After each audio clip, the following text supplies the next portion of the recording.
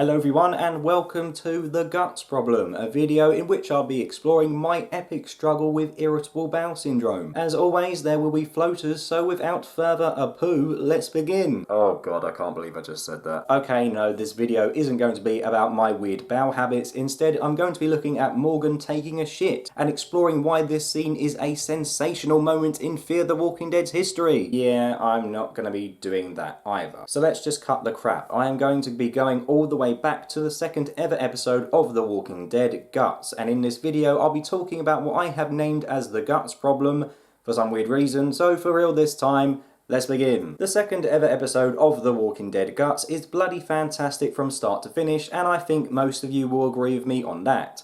However, its usage of the guts trick so early on into the show's lifespan does create many consistency problems going forward. For those of you that don't know, which is probably not very many of you, in this episode Rick theorizes that the walkers differentiate the dead from the undead by their smell, leading him to hack away at a dead person's body and then cover himself and everyone else with blood and guts. Glenn and Rick put this theory to the test by shuffling amongst the undead in an attempt to blend in with the herd, only for the rain to appear, washing away their disguises, and for me it remains one of the most memorable moments on the show, period. However, it feels a bit odd to me that it takes our protagonist a mere 2 episodes to discover the best method of avoiding detection from the walkers. Well, actually, you could argue it's probably the second best method behind wearing walkers' skin like the Whisperers do, because your disguise doesn't wash off in the rain. Or maybe it's actually the third best method behind hiding behind a dumpster.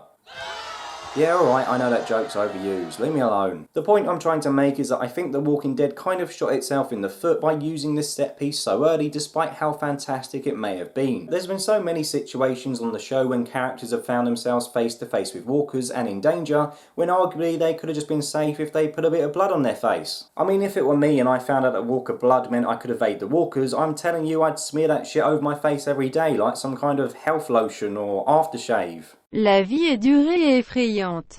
Le monde appartient aux morts et aux cruels. Mais il y a de l'espoir. L'eau de promenade, un spray par jour, éloigne les morts.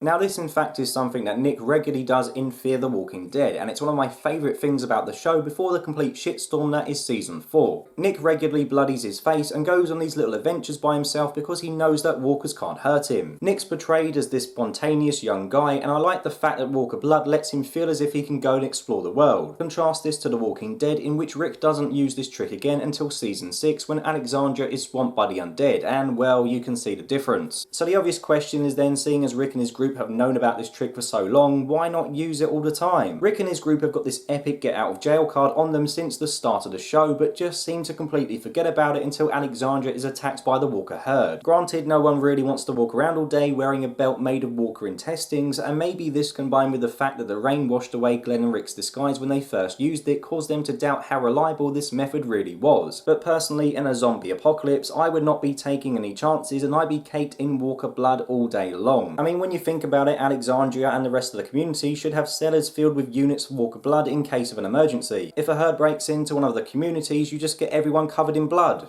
Easy peasy, problem solved. To be fair to The Walking Dead, it does try to retcon the guts trick by showing Gabe getting ill from using it in season 8, but for me this is a case of too little too late. Instead, The Walking Dead should have had one of its characters gotten sick after the first instance of them using walker guts, as this would have explained why Rick and the gang were so hesitant to use it on a regular basis, with them only doing so when things got really desperate, such as when the herd stormed on Alexandria. Instead, what we have is our main characters learning about this great way to keep themselves safe amongst the undead so early on in the show, but they just don't decide to use it again because they don't want to get their hair ruined by getting blood in it. I don't know, it's a bit silly really. Going back to Fear the Walking Dead for a moment, as I want to say, I also prefer the way its characters discover the fact that walker blood and guts can be used as a means of camouflage over Rick's discovery in The Walking Dead. Now correct me if I'm wrong, as it has been a while since I watched the early seasons of Fear, and I probably should have fact checked this before I started recording, but anyway, I'm pretty sure there's a scene in which Nick accidentally gets blood splattered on his face, at which point he realises the walkers just ignore him,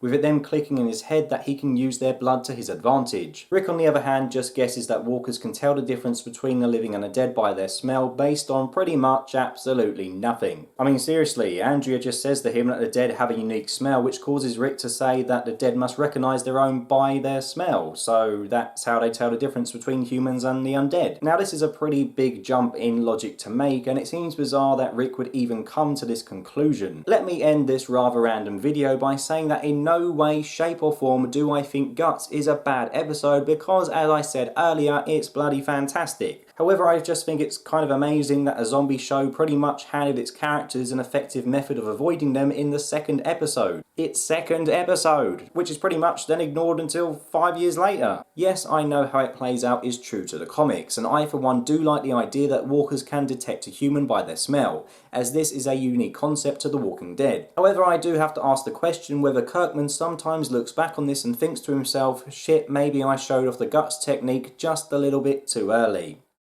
So there you go, that's the Guts problem, which is a pretty random video, but the ideas just came into my head. I hope I haven't talked about this too much before. I think I might have mentioned it briefly, but I thought I'd just do a quick video on it. So yeah, what did you think? Is this something that you've noticed? Does it bother you? Do you not really care? I will see you all very soon. I've got a busy week next week because we've got the Walking Dead game and the Walking Dead TV show and the video game coming out. So, 2 reviews next week, but yeah, I'll see you then. Bye.